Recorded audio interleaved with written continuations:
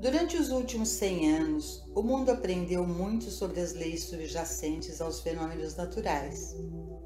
E por causa desse aumento de conhecimento, poderes até então desconhecidos estão sendo aproveitados e utilizados. Há outra lei, no entanto, um tipo muito diferente de lei, que é conhecida no mundo há milhares de anos, embora nunca tenha sido entendida ou praticada por nenhum segmento muito grande da população. Se esta lei pudesse ser conhecida e praticada, não apenas libertaria os indivíduos, mas também comunidades inteiras. Talvez não haja melhor maneira de explicar essa lei da vida do que citar o ensaio de Emerson, Compensação. Há sempre alguma circunstância de nivelamento que derruba a arrogância. Embora nenhuma contenção de um novo mal apareça, as contenções existem e aparecerão. Os dados de Deus estão sempre lançados. Sim, os dados de Deus estão sempre lançados. Que declaração! Que tremendo significado pode ser encontrado nessas poucas palavras. Pense em César, que governou com mão de ferro, em Gengis Khan, em Alexandre o Grande, e à medida que chegamos a dias mais modernos, pensemos nos czares da Rússia, pensemos em Mussolini, Hitler, Stalin. Traga sua atenção para todos os poderosos que não poderiam ser derrotados, que levaram tudo diante deles. Pense. Volte na história e você encontrará dezenas de outras ilustrações. E veja se você não concorda que os dados de Deus estão sempre lançados. Embora no momento pareça não haver nada que impeça a marcha progressiva da maldade, do mal de uma forma ou de outra, inevitavelmente esses impedimentos aparecem e se manifestam. Assim como semeais. Há sempre alguma circunstância de nivelamento que derruba o arrogante.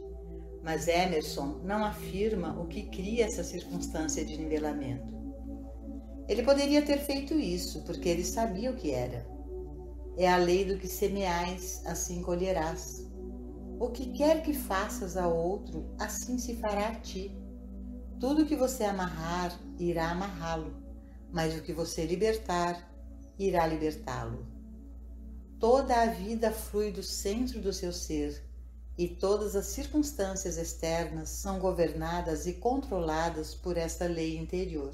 A lei é muito clara, porque o que semeia na sua carne, da carne ceifará a corrupção, mas o que semeia no espírito, do espírito ceifará a vida eterna. Claro, as questões inevitavelmente surgem. O que se entende por semear para a carne?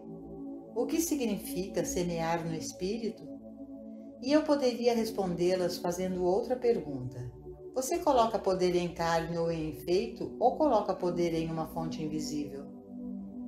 Por exemplo, quando você olha para as condições do mundo hoje, pergunte-se se tem medo do poder dos homens. Se você está temendo o homem cuja respiração está em suas narinas, você está semeando para a carne e irá colher a corrupção.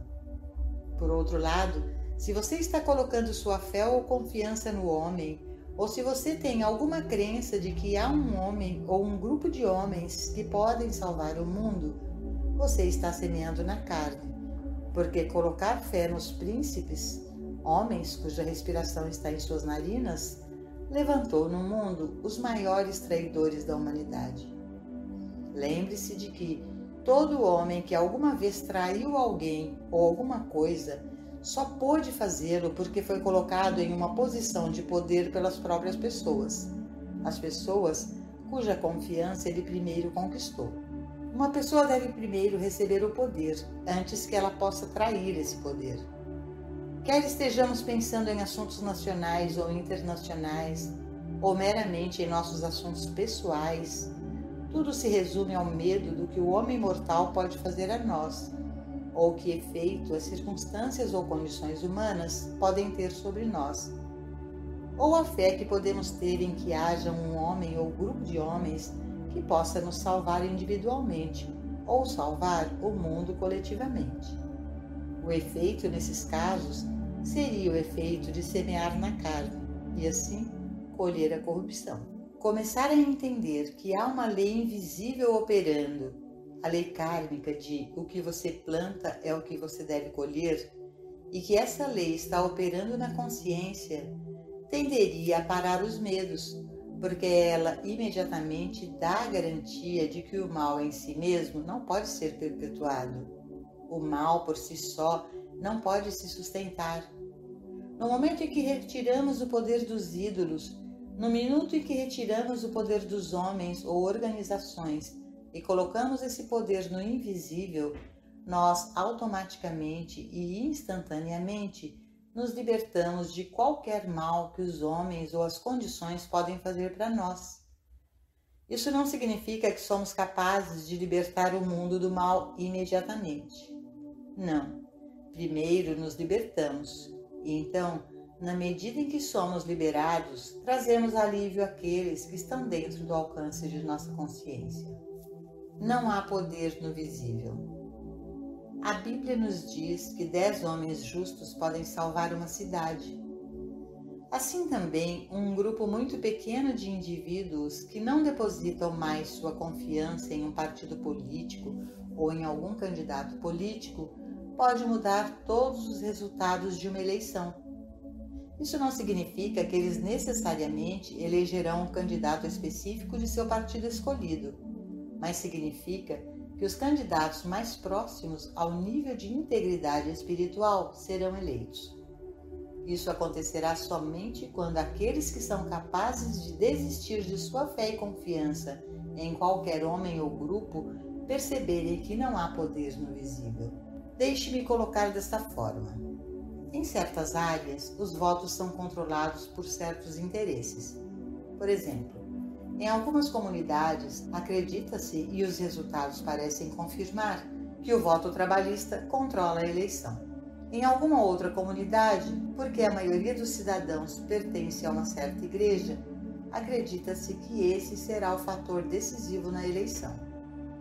Em alguma outra área, os industriais aparentemente controlam os votos. Essa mesma crença que perpetua os males de nossa vida política. Mas, na verdade, o poder não está em nenhum indivíduo implacável ou em algum grupo de pressão. O poder está no espírito. E quando nós retiramos nossa fé, esperança, confiança ou medo e colocamos toda a nossa confiança no invisível, as contenções existem e aparecerão porque os dados de Deus estão sempre lançados. Mas essas provas não aparecem enquanto o homem coloca sua esperança e confiança no homem, ou enquanto ele teme o homem. Elas só começam a operar na vida daqueles que chegaram à mesma conclusão de Jesus diante de Pilatos. Tu não terias poder algum contra mim, exceto o que te foi dado de cima. Não há poder algum na forma visível. O poder está na essência invisível, a substância e a lei de todas as formas. Por 90 anos, agora, as curas metafísicas vêm ocorrendo pelo próprio reconhecimento da verdade de que o poder não está em forma ou efeito, que germes não carregam poder, que clima, mau tempo não tem poder, mas que todo o poder está no poder invisível. Aqueles que têm vivido nessa consciência não necessariamente evitaram todos os males deste mundo, mas talvez 80% deles. E isso é um resultado satisfatório neste primeiro século de compreensão e aplicação das leis espirituais. Uma vez que tudo o que acontece em sua vida ou na minha tem que acontecer primeiro dentro de nossa consciência, é dentro de nossa consciência que temos que entrar em acordo com a lei de assim como você semeia, você deve colher. Uma lei que acaba por corrigir os excessos. Há uma lei que você não pode nomear, você não pode ver, ouvir, provar, tocar ou cheirar, mas existe e acabou derrubando toda forma de governo maligno ou tirânico que já existiu. Ele derrubou todas as pessoas que ficaram fora de controle, que se tornaram grandes demais para seus calções, cuja cabeça ficou grande demais para o seu próprio chapéu. cada uma dessas pessoas caiu de volta à Terra. E como você já viu durante essa geração passada, não demorou muito.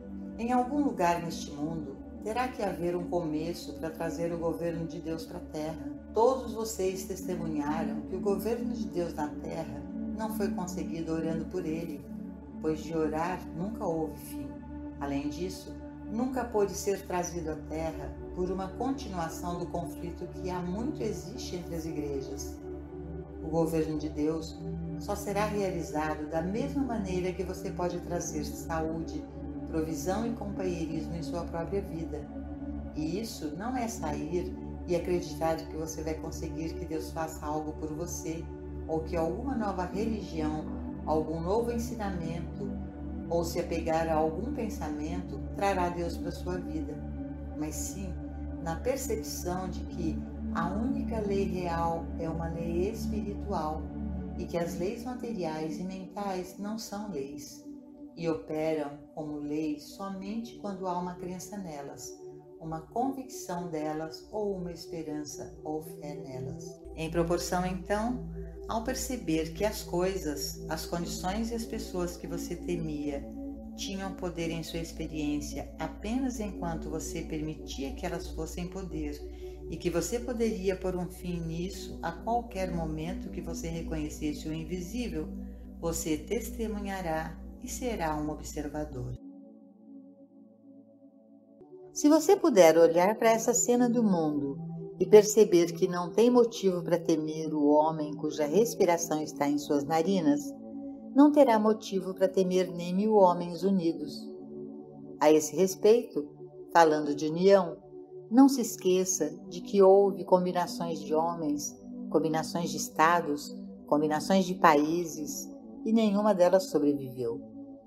Todas as combinações acabaram caindo, porque a força não está na união, a força está apenas na unidade. A força está somente na realização de um ser, um poder, uma lei. É por isso que, neste trabalho, um indivíduo pode se tornar uma luz. Ele se torna uma luz para sua família, para sua comunidade, e se ele deseja se dedicar à vida espiritual, ele pode ser uma luz para um universo inteiro, porque é preciso apenas a dedicação a um princípio, não a dedicação ao homem, mas a dedicação a um princípio de viver interiormente, na realização contínua de não preciso temer o homem cuja respiração está nas narinas, e certamente não devo ter fé no homem, pois estou convencido de uma vida invisível, de uma lei invisível e de um ser invisível. A convicção de Deus remove o medo. Tudo o que precisamos para alcançar a liberdade do medo é a convicção de que existe um Deus. Acreditem ou não, não há muitas pessoas que acreditam que existe um Deus. Quando perguntados, eles costumam dizer: eu acredito em Deus, mas eles realmente não o fazem. Poucas pessoas o fazem. Onde quer que haja uma convicção de que existe um Deus, não há medo, porque a própria palavra deve significar onipotência, infinitude, eternidade, e isso não deixaria nada a temer. Significa onipresença, e isso instantaneamente removeria o medo de qualquer coisa, seja como pessoa, partido político, grupo de qualquer tipo ou qualquer outra coisa, até mesmo uma ideologia. Quem poderia temer uma ideologia na presença de Deus?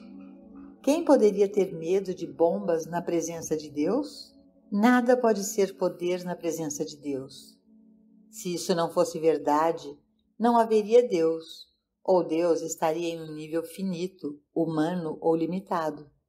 Isso não seria Deus, porque a palavra em si deve nos dar um sentimento de onipotência, onipresença e onisciência. E nessa percepção, todo medo desaparece.